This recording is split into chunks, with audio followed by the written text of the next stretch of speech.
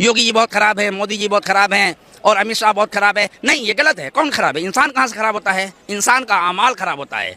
लेकिन हमारे जो यहाँ के हुक्मरान लोग हैं, जैसे नरेंद्र मोदी साहब हो या अमित शाह साहब हो या योगी साहब हो, जो भी कुछ कर रहे हैं, और वक्फ की जो जमीन है ये सिर्फ मदरसे और मस्जिद के लिए जो वक्फ की जा रही है, ठीक है, लेकिन गरीबों का भी तो कुछ हक होता है। गरीबों का भी हक होता है। ये नहीं कि सिर्फ अमीरों को लाया जाए, गरीबों को भी लाया जाए, बसाया जाए। योगी जी जो कर रहे हैं या मोदी जी जो कर रहे हैं, भाई मैं उनका बहुत पालन करता हूँ, मैं उससे खुश हूँ कि वो एक तरीके से इंसाफ दिला रहे हैं। जैसे बहुत से माफिया किस्म के थे, कातिल थे, गरीबों का खून चूसने वाले थे, उनकी जमीनों को नाजायज हड़प लिया करते थे, कट्टा दिखाकर, बम दिखाकर और दीगर चीजें उनकी जमीनों को हड़प लिया। कहीं ना कहीं मानते हैं कि पहले ये जबरन चीजें की गई है, लेकिन योगी साहब और मोदी साहब ने सख्त नकील खींची और उनको एक तरफ कर दिया, रास्ते से हटा दिया। मैं ही बहुत ऊंची पोस्ट पर हूँ, बहुत ऊंची पोस्ट पर हूँ, मसलन कहीं का सदर हूँ, सेक्रेटरी हूँ, नादिम हूँ या कहीं का कुछ और भी हूँ।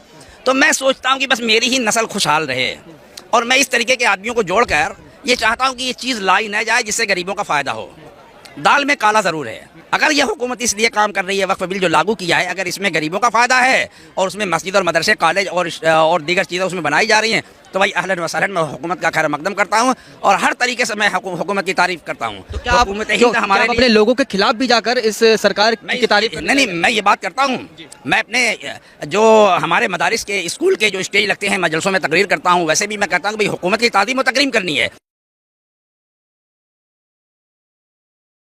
नाम तो है भाई मोहम्मद अख्तर। कहाँ से हैं? नहीं, मैं आजमगढ़ का रहने वाला हूँ और बहरहाल मैं एक प्रोग्राम में आया था दिल्ली अभी, और यहाँ जामा मस्जिद के अंदर मैंने असर की नमाज़ पढ़ी है और फिर खुसूसन आपसे मुलाकात होगी। आपने मुझसे कुछ सवाल करना चाहा। जी जी बिल्कुल बिल्कुल। तो भाई आपका सवाल क्या है, बताएं। सवाल केवल ये रहेगा कि अभी जो वक्फ संशोधन पास हुआ है बिल, तो उसको लेकर क्या ख्याल रखते हैं आप? विरोध में है या फिर समर्थन दे रहे हैं? भाई देखिए, मैं वक्फ संशोधन जो बिल मंजूर हुआ है, मैं उसका विरोध नहीं करता किसी तरीके से। और जहाँ तक हुकूमत का मामला है, योगी साहब हो कि मोदी साहब हो कि अमित शाह साहब हो, कोई भी साहब हो, भाई हमारे वो रक्षा मंत्री हैं, वो हमारी सुरक्षा करते हैं। मुल्क के अंदर वो सारी दफात जो लागू करते हैं वो हमारे फ़ायदे के लिए करते हैं। जो भी मुल्क के अंदर होता है उस पर उनकी गहरी नज़र रखती है।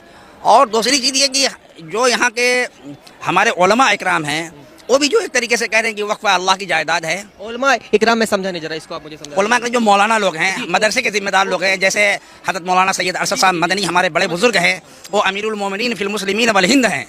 मौलाना अरशद मदनी साहब जो है ये हिंदुस्तान के रहने वाले, इसी दिल्ली के रहने वाले हैं, जो जमीयत उलमा के सरबराह हैं और सदर हैं।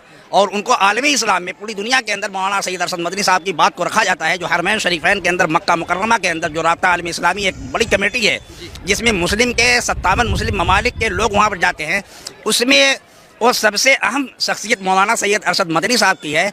और जब वो उसकी मुखालफत कर रहे हैं तो मैं उस पर भी खामोश हूँ।